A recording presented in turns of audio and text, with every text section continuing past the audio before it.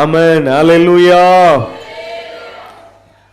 அன்பு தேவ பிள்ளைகளே, பரிசுத்த வேதாகமத்திலே அநேக 2 என்கிறது குறிப்பிடப்பட்டிருக்கிறது. அதெல்லாம் பிரசங்கிக்க முடியாது. பரிசுத்த ஆவியானவர் ஆமென் உணர்த்துகிற சில காரியங்களை ஆமென் இந்த நாளிலும் நாம் தியானிக்க போகிறோம். இன்றைக்கும் தேவ ஆலயத்திற்கு சென்ற 2 போதகர்களை குறித்து பார்க்க போகிறோம். கரங்களை வீத்தி அல்லேலூயா சொல்லுங்களேன். தேவ ஆலயத்திற்கு சென்ற விசுவாசிகள் உண்டு. தேவாலயத்துக்கு 2 பாஸ்டர்ஸ் போனாங்க. ஆமென். அல்லேலூயா.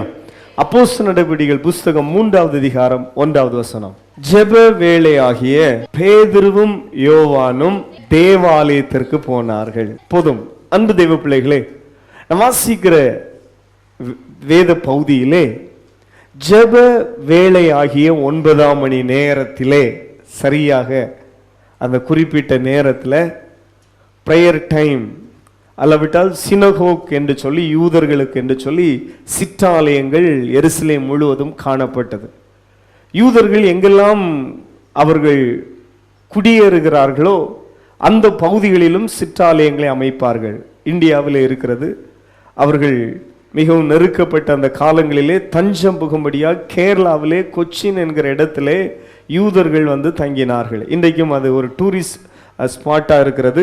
அங்கு ஒரு அழகான சிற்றாலயம் இருக்கிறது. அதை பார்ப்பதற்காகவே அநேகர் செல்வார்கள். இப்படியாக யூதர்கள் எங்கெல்லாம் அவர்கள் குடியேறுகிறார்களோ அங்கு சிற்றாலயங்கள் அமைப்பது வழக்கம். இது அப்போஸ்தலர்களுக்கு மிகவும் வசதியாக இருந்தது. அவர்கள் தேவனுடைய பிரதான கட்டளையை பெற்றுக்கொண்டு, தேவனுடைய பிரதான கட்டளை என்ன? ஆகையால் நீங்கள் புறப்பட்டு போய் சகல ஜாதிகளுக்கும் சுவிசேஷம் பிரசங்கிக்கணும். இதுதான் பரிசுத்த வேதாகமம் சொல்லுகிற தேவனுடைய பிரதான கட்டளை. அப்போஸ்தலர்கள் இந்த பிரதான கட்டளையை நிறைவேற்றினார்கள். ஆதி திருச்சபை இந்த பிரதான கட்டளையை நிறைவேற்றினது. அப்போ இந்த பிரதான கட்டளை நிறைவேற்றும்படியாய் அப்போஸ்தலர்கள் எங்கும் புறப்பட்டு செல்லும் பொழுது முதல் அவர்களுக்கு அமைந்த ஒரு டோர் எது என்று சொன்னால், எங்கும் உள்ள சிற்றாலயங்களுக்கு, இந்த சினகாக்கு போனாங்க, ஜெப ஆலயங்களிலே போனார்கள். பொதுவாக ஜெப ஆலயங்களில் இன்னொரு வழக்கமும் இருந்தது. எருசலேமிலிருந்து ஏதாவது தீர்க்கதரிசிகளோ சகோதரர்களோ வந்தால் ஜெப ஆலயங்களே அவர்களுக்கு இடம் கொடுக்கிற ஒரு வழக்கம் உண்டு. ஆனபடினாலே இந்த அப்போஸ்தலர்களுக்கு அந்த வாசல் திறந்திருந்தது. இதை சுவிசேஷம் அறிவிக்க அவர்கள் சாதகமாக்கி கொண்டார்கள். பல இடங்களிலே பிரசங்கம் முடிந்தவுடன் அநேகர் ஆமென் பாருங்கள், அவர்களை பற்றி கொண்டார்கள், அவர்களை பின்தொடர்ந்தார்கள், அவர்களை ஏற்றுக்கொண்டார்கள் என்கிற நிகழ்வுகளை நாம் வாசிக்கிறோம். ஆமென் பாருங்கள், பெரும்பான்மையான ஜனங்கள் சுவிசேஷத்தை விசுவாசித்து அப்போஸ்தலர்களை பின்பற்றினார்கள். இன்றைக்கும் அன்பு தேவ பிள்ளைகளே, தேசத்திலே நம்முடைய செவிக்கு சுவிசேஷம் வந்தது போல நம்முடைய நண்பர்களுக்கு வந்தது, நம்முடைய சொந்தங்களுக்கு வந்தது. ஆனால் அவங்க கண்கள்லாம் திறக்கப்படலை. இதை ஆண்டவராகி இயேசு கிறிஸ்து ஒரு முறை எப்படி தெரியுமா சொன்னாரு? தன்னை சூழ்ந்து இருக்கிற அந்த யூதர்களை பார்த்து ஆண்டவர் சொன்னாரு, அந்த நாட்களிலே அநேக குஷ்டரோகிகள் இருந்தார்கள், ஆனால் அந்த நாகமான் மட்டும்தான் என்ன செய்யப்பட்டான்? சொஸ்தமாக்கப்பட்டான். அந்த நாட்களிலே அநேக விதவைகள் வீடு இருந்தது, ஆனால் சாரிபாத்தில் உள்ள அந்த வீட்டிற்கு தான் தேவ மனுஷன் என்ன செய்யப்பட்டான்? அனுப்பப்பட்டான். இன்றைக்கும் தேசத்தில் அநேகர் இருந்தாலும் கிருபையினால இந்த மகிமையின் தேவனை அறிகிற ஒரு ஸ்லாக்கியம், ஆமீன் பாருங்கள், இந்த ரட்சிப்பை பெற்றுக்கொள்கிற ஒரு பாக்கியம், இந்த பரிசுத்த வேதாகமத்தை ஆமீன் பாருங்கள் உண்மையாய் அதை தியானித்து அதை அனுபவிக்கிற ஒரு பாக்கியம் ஆமீன் உங்களுக்கும் எனக்கும் கர்த்தர் பாராட்டினாரே. கரங்களை தட்டி அதுக்காக கர்த்தரை ஸ்தோத்திரம் பண்ண மாட்டீங்களா? கர்த்தாவே உமக்கு ஸ்தோத்திரம், ஸ்தோத்திரம், ஸ்தோத்திரம், ஸ்தோத்திரம். ஹல்லேலூயா.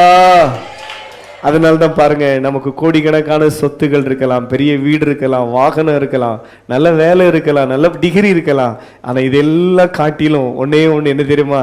என்னேசுவே உம்மை சொந்தமாக கொண்டது என் பாக்கியமே, இதை விடவும் பெரிதான மேன்மை வேறொன்றும் இல்லையே. வலது கையை உயர்த்தி சொல்லுவோமா?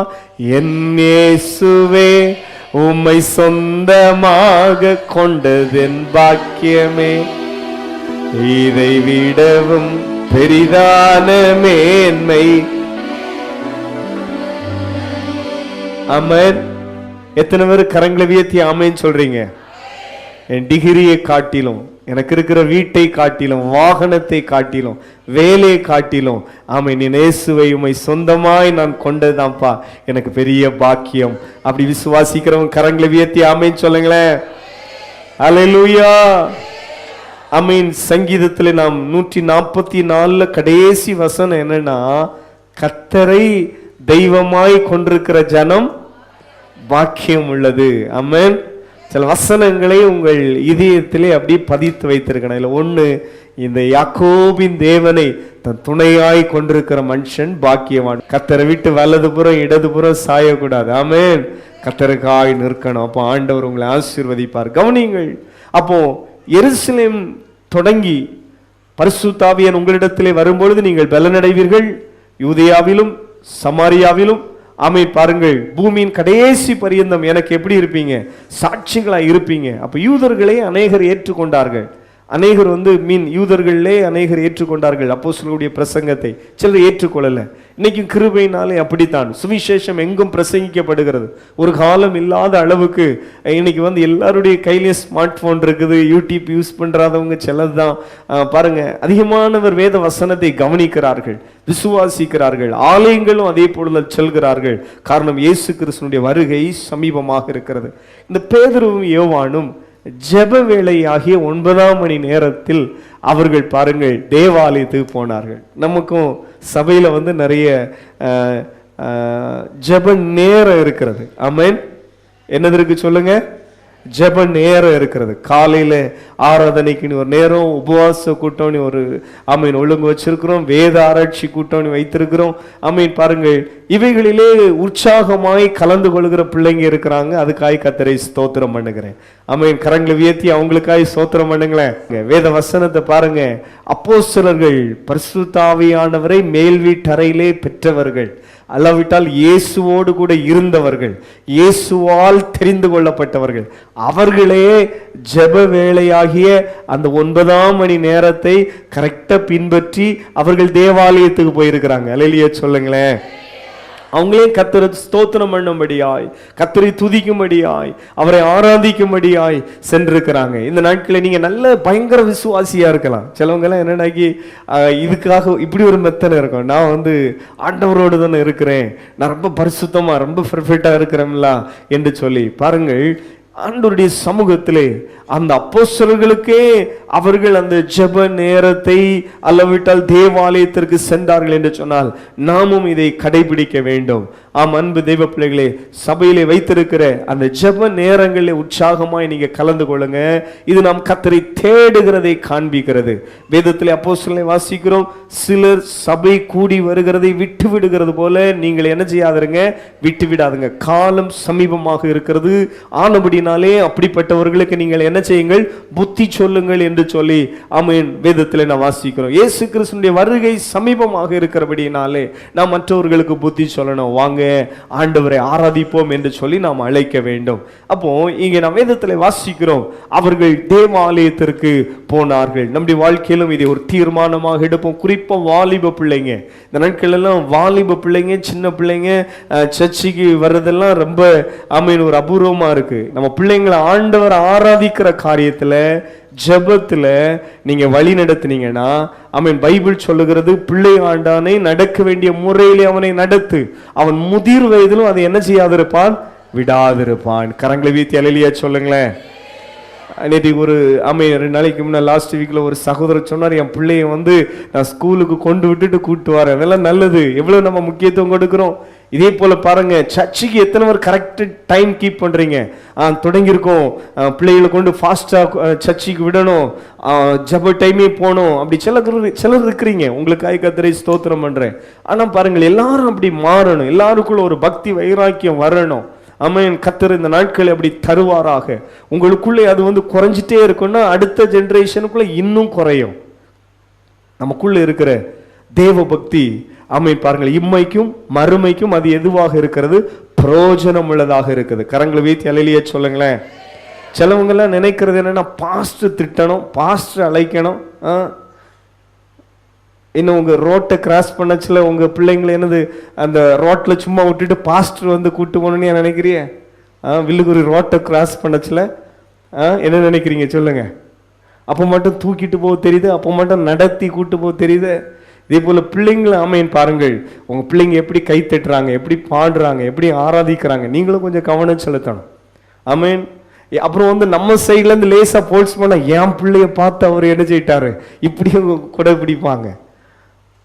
அந்த பக்கம் நான் போகல. அதில் நான் சொல்ற விஷயம், அன்பு தெய்வ பிள்ளைகளே, ஆமேன், நம்முடைய தலைமுறைகள் கர்த்தருக்காக ஆமேன் வைராக்கியமாக நிற்கணும்னு விரும்புகிறவங்க நான் சொல்லுகிற இந்த வார்த்தைகளை கொஞ்சம் கவனித்து உங்கள் பிள்ளைகளை கர்த்தருக்கு பயப்படுகிற பயத்தில் நடத்துங்க.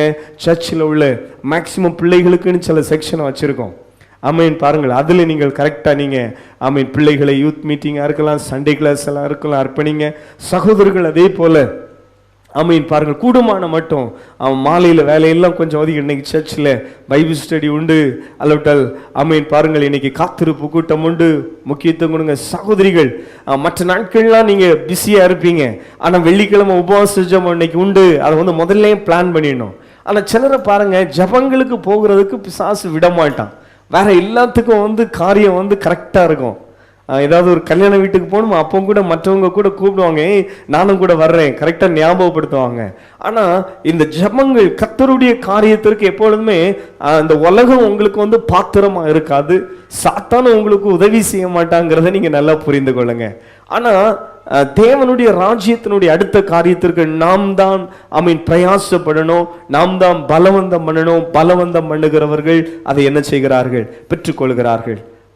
அன்பு தேவ பிள்ளைகளே, அப்போ அவர்கள் அந்த ஜெப வேளையாகிய 9ஆம் மணி நேரத்திலே பேதுரு யோவானும் தேவாலயத்துக்கு போனார்கள். அங்கு ஒரு மனுஷன் இருந்தார். 2ஆம் வசனத்துக்கு வந்துருங்க பாருங்கள்.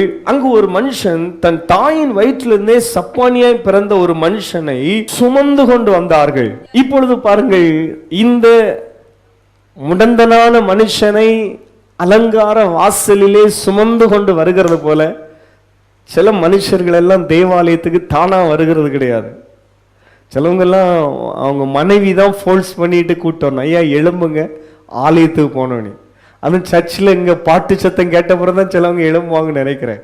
இப்போ சர்ச்சில் தொடங்கிட்டான்ட்டு டெஸ்ட் பண்ணுறது எப்படி, யூடியூப்லேயே அடித்து பார்த்துடலாம். ஓகே, அங்கே ஜெபம் என்ன செய்யிட்டு தொடங்கிட்டு எழும்புங்க. சில ஆட்கள் எல்லாம் பாருங்க, இங்க ஒரு சப்பானி இருக்கிறான், அவனை அப்படியே தூக்கி கொண்டு அலங்கார வாசல்ல வைப்பாங்க. 2வது முடிஞ்சவொன்னு தூக்கி கொண்டுட்டு என்ன செய்வாங்க? போவாங்க. சில பிள்ளைங்களே அப்படித்தான், அப்படி தூக்கி கொண்டு வருவாங்க. கால் கையெல்லாம் சரியா தான் இருக்கும். தானாய் வருகிறதுக்கு தெரியாது, தானாய் செயல்படுகிறதுக்கு தெரியாது. சிலர்லாம் பாருங்கள் முடந்தையா இருப்பாங்க. எனக்கு பைபிள்ல இன்னொரு விஷயம் பாருங்கள், இயேசு கிறிஸ்து இந்த பெதஸ்தா குளத்தண்டையில போச்சுல, இயேசு பிறக்கிறதுக்கு முன்னாலே ஒரு மனுஷன் அங்க முடந்தையா இருக்கிறான். எத்தனை வருஷமா இருக்கிறான்? 38 வருஷமா முடந்தையா இருக்கிறான். யாராவது என்னை தூக்கி கொண்டு குளத்துல என்ன செய்ய மாட்டாங்களா, விட மாட்டாங்களா என்று சொல்லி, தண்ணீர் எப்பொழுது கலங்கும் என்று சொல்லி என்ன செய்தான் பார்த்து கொண்டிருக்கிறான். இந்த கவனிங்கள், அந்த வேளையிலும் இந்த மனுஷனை எப்படி தூக்கி கொண்டு போவாங்க, தூக்கி கொண்டு வருவாங்க, இதுவே தான் நடந்துட்டே இருந்தது. ஆனால் இப்பொழுது இவனுடைய வாழ்க்கையில ஒரு அதிசயம் நடக்கிறது. யாருடையாவது உங்க வாழ்க்கையில உங்களை யாராவது ஃபோர்ஸ் பண்ணி தான் சர்ச்சை கொண்டு வர்றாங்கன்னா இது மாறணும், நீங்களா உற்சாகமா வரணும். கரங்களை வீத்தி அலையிலேயே சொல்லுங்களேன். இன்னைக்கு ஆண்டவர் ஒரு அதிசயத்தை உங்களுக்கு செய்ய போகிறார். இதுல ஒரு மிராக்கிள் என்ன தெரியுமா? தேவன் சிலரை நேசித்து இழுத்து கொள்வார். ஆமாம், சிலரை நம்ம முயற்சி பண்ணுவோம், வாங்க வாங்க வாங்கன்னு கூப்பிடுவோம், ஆனா வரவே மாட்டாங்க. அந்த ஒரு சூழ்நிலை நிறைய வீடுகளில் இது ஒரு பிரச்சனையாக இருக்கும். ஆனால் நீங்க ஜெபம் பண்ணுங்க முதல்ல, ஆண்டவரே நானும் என் வீட்டாருமோ வென்றால் கர்த்தரையே சேவிப்போம் என்கிற ஒரு வைராக்கியம் வரட்டோம்ப்பா என்கிற ஒரு காரியத்திற்கு உற்சாகம் கொள்ளுங்கள். ஆண்டவர் உங்களை ஆசீர்வதிப்பார். சில மனுஷன்லாம் பாருங்க, உலக காரியத்துக்கு ரொம்ப முக்கியத்துவம் கொடுப்பாங்க, ஆனா கர்த்தருடைய காரியத்துக்கு போலாமம்பாங்க. போன வாரம் நான் சொன்னேன், எழுப்புதலுடைய முதல் ஸ்டெப் என்னன்னா நேரம் பார்க்காம பாருங்கள், ஒரு நல்ல பகல் வேளையில அல்லவிட்டால் ஒரு ஜெப வேளைக்கு கொஞ்ச நேரத்துக்கு முன்னாலே நீங்க எப்ப ஜெபம் பண்ண ஆரம்பிக்கிறீங்களோ அதுதான் எழுப்புதலுடைய ஒரு ஸ்டேஜ். கரங்களை வீத்தி அலையிலேயே சொல்லுங்களேன். பாருங்கள், அப்ப நாடோறும் அவனை அலங்கார வாசல் என்னப்பட்ட அந்த தேவாலயம் வாசல் அண்டையிலே வைப்பார்கள், கொண்டு வைப்பாங்க. 2வது என்ன செய்யிட்டு போவாங்க? எடுத்துட்டு போவாங்க. 3வது வசனம், தேவாலயத்திலே பிரவேசிக்க போகிற பேதுருவும் யோவானையும் அவன் கண்டு பிச்சை கேட்டான். இந்த பேதுருவுக்கும் யோவானுக்கும் ஒரு நல்ல யூனிட். இனி இவங்க 2 பேரையும் பார்த்துட்டு இந்த விஷயத்துக்கு வரும். பேதுருவும் யோவானையும் நம்ம பார்க்கும் பொழுது இயேசு கிறிஸ்துவுக்கு 12 சீஷர்கள் இருந்தார்கள். அதிலே தன்னை சுற்றி ஒரு 3 பேரை வைத்திருந்தார். ரொம்ப நெருக்கமா, எல்லாத்திட்டையும் நெருக்கமா இருக்க முடியாது.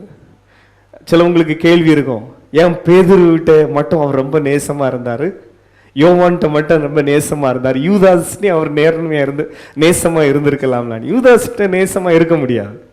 யூதாஸ் அப்புறம் ரொம்ப நேசமா இருந்தா, ஐயோ யூதாஸ் காட்டி கொடுத்துட்டானேன்ட்டு ரொம்ப இயேசுக்கு இன்னும் ஹார்ட் ரொம்ப பெயின் ஆயிருக்கும்.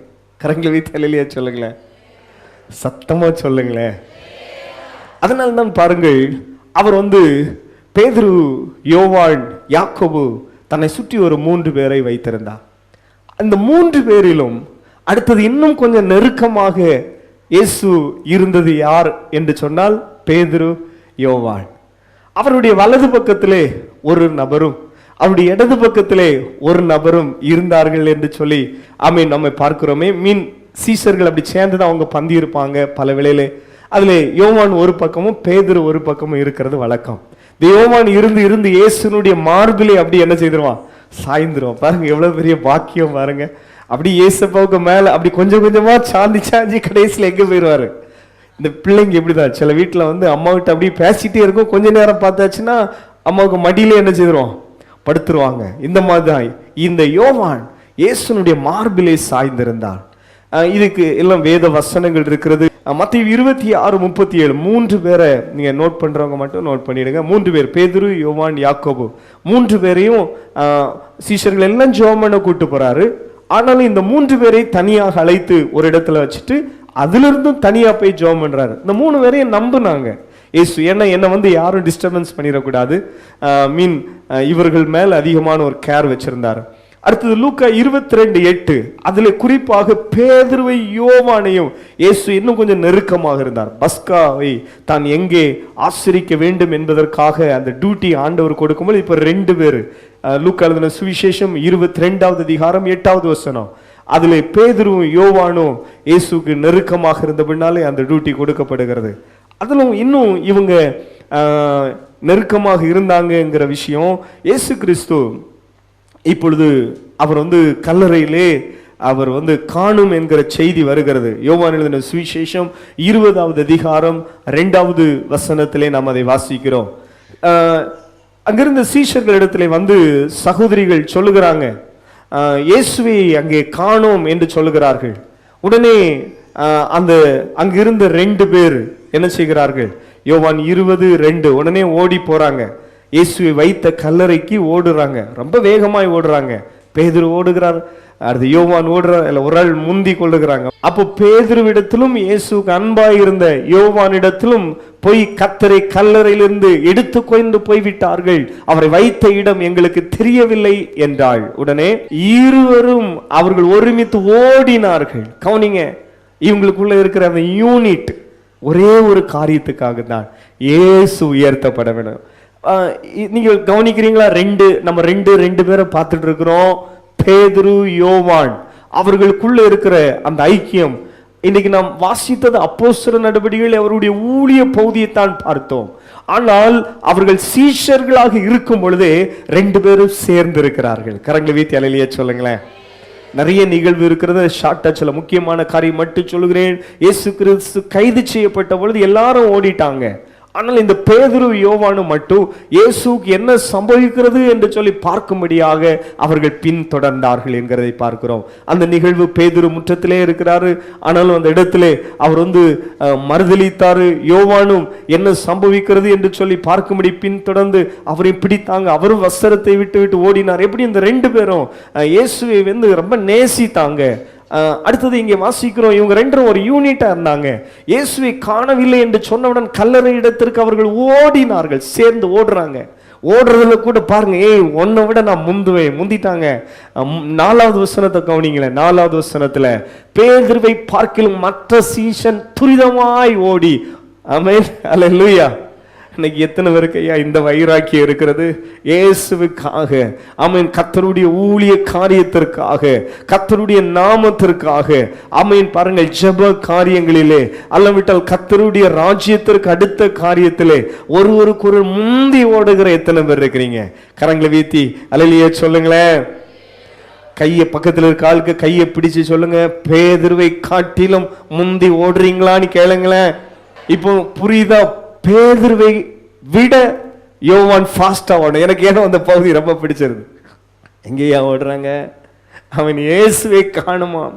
இயேசுக்காக பாருங்க அவங்க வைராக்கியமானாங்க. இந்த பேதுரு அந்த மறுதலித்தார் பாத்தீங்களா?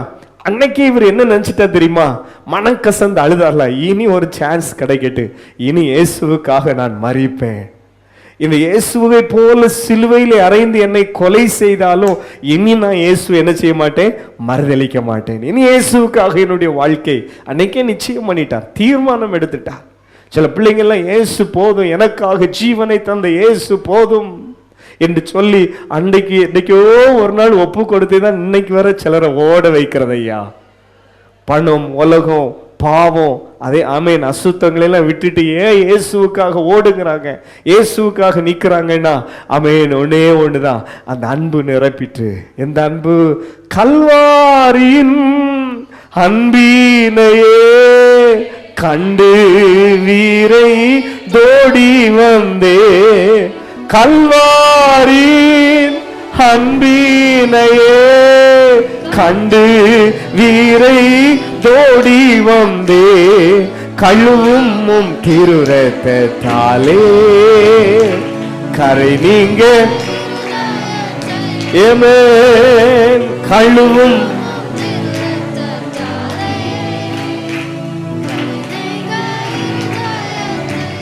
கவனிங்கள், இனி கடைசியா ஒரு கொஸ்டின் கேட்டுட்டு தாண்டி போயிடுறேன். ஹஸ்பண்ட் அண்ட் ஒய்ஃப், உங்க புருஷனை விட நான் இயேசுவை சேவிக்கிறதுல முந்தி ஓடுகிறேன்னு எத்தனை சகோதரிகள் சொல்ல முடியும்? அல்லவிட்ட என் மனைவியை விட கிறிஸ்துவை ஆமீன் பாருங்கள் சேவிக்கிறதில் நான் முந்தி ஓடுகிறேன் எத்தனை சகோதரர்கள் சொல்ல முடியும்? கரங்களை வீத்தி ஒரு அல்லேலூயா சொல்லுங்க. அப்போ 2 பேர் 2 அப்போஸ்தலர்கள், எனக்கு 2 ரொம்ப நல்லா பிடித்தவங்க. ஆமேன். பேதுரு யோவானை நல்லா பிடிக்கும் ஐயா. ஆமீன். பாருங்கள், அவர்கள் பேதுருவை பார்க்கலாம். பேதுருவே நல்லா ஓடுறாள், கொஞ்சம் ஸ்பீடான ஆளாகும். நிறைய விஷயம் பேதுருவுக்கு சொல்லலாம். இயேசுவே நீரான்னு சொல்லிட்டு கடல்ல இருந்து என்ன செய்யிட்டாரு? குதிச்சிட்டாரு.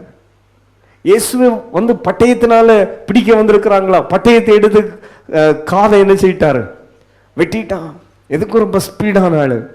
ஆமீன். ஸ்பீடா பதில் பேசுற ஆளு. அவரே ஃபாஸ்டா ஓடி இருப்பாரு. ஆமீன். என்ன ஃபாஸ்டா பேதுரு ஓடி இருப்பான்னு கொஞ்சம் நினைச்சு பாத்துருங்க. அதை ஒருத்தன் ஓவர்டேக் பண்றான் கிறிஸ்துவ வாழ்க்கையில. ஆமீன். பக்கத்துல இருக்க ஆள் கை திட்டுறதை விட நீ உன் கைத்து கொஞ்சம் கூட எப்படி இருக்கணும்? உற்சாகமா இருக்கணும். அப்படிப்பட்ட பிள்ளைங்களை தான் எனக்கும் பிடிக்கும், கர்த்தருக்கும் பிடிக்கும். ஆமீன். பக்கத்துல இருக்க ஆள் பாடுறதை விட நீங்க கொஞ்சம் உற்சாகமா பாடணும். வசனங்களை கேட்கறது நோட் பண்றீங்களா? பென் எடுத்து வச்சிடணும், டைரி எடுத்து வச்சிடணும், நோட் பண்ணணும், டேட்டை போடணும், யார் பிரசங்கம் பண்றது ஆமா நோட் பண்ணணும். 2வது உட்காந்து இப்படி இது பண்ணணும். நான் பல முறை சொல்லியிருக்கேன், இதுக்கு நீ ஒரு ரேக் வீட்டில் வச்சிருக்கேன் பாருங்க. என்னைக்கு சபைக்குள்ள வந்தனும் அப்படி நிறைய அப்படி பிரசங்கங்கள் நிறைய இருக்கு. கிருபையினால இன்னும் பிரசங்கிக்காத நிறைய பிரசங்கங்களும் இருக்குது. பிரசங்கி பண்ணினதெல்லாம் அப்படி ஸ்டோரேஜ், அதே நிறைய டைரி ஒரு ரேக் போல இருக்குது. இதுக்காக தாழ்மையாக கர்த்தருடைய சந்நிதியிலிருந்து கர்த்தருக்கு ஸ்தோத்திரம் என்று சொல்லுகிறேன். ஆமென். உங்க கைகளில் நிறைய பிரசங்க குறிப்பெல்லாம் இருக்கு ஐயா, நோட் பண்றீங்களா? வேத வசனங்கள் ஆமென் நமக்கு ரொம்ப முக்கியம். அது நமக்கு நித்திய ஜீவனை கொடுக்கிறது. இந்த வேத வசனம் நமக்கு எதை கொடுக்கும் சொல்லுங்க? நித்திய ஜீவனை. வேத வாக்கியங்களை ஆராய்ந்து பாருங்கள், அவைகளினாலே உங்களுக்கு என்னது உண்டாகும்? நித்திய ஜீவன் உண்டாகும். ஞானஸ்நானம் எடுத்துட்டேன் அவ்வளவுதான் எல்லாம் முடிஞ்சு இல்ல. இந்த வேதத்துல நீங்கள் தியானமா இருக்கணும். இந்த வேதத்தை தினமும் உங்க வீட்டுல அம்மாமாருக்கு சொல்லுகிறேன். ஆமீன். பாருங்க, உங்க தலைக்கு மாட்டுல கண்டிப்பா என்னது இருக்கட்டும்?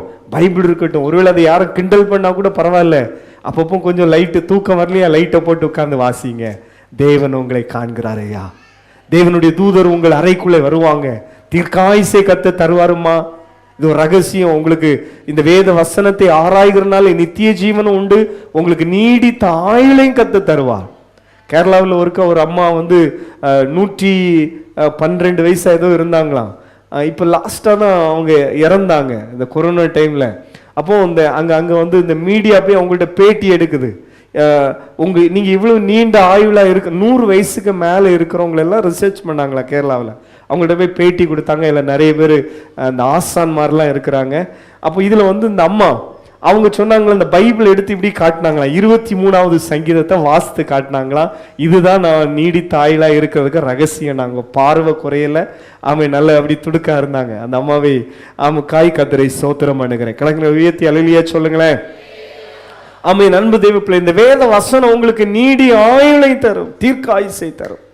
அதனால இந்த காலம் வந்து பொல்லாதது. கண்டிப்பா உங்க கையில பைபிள் இருக்கட்டும், இது தினமும் வாசிங்க.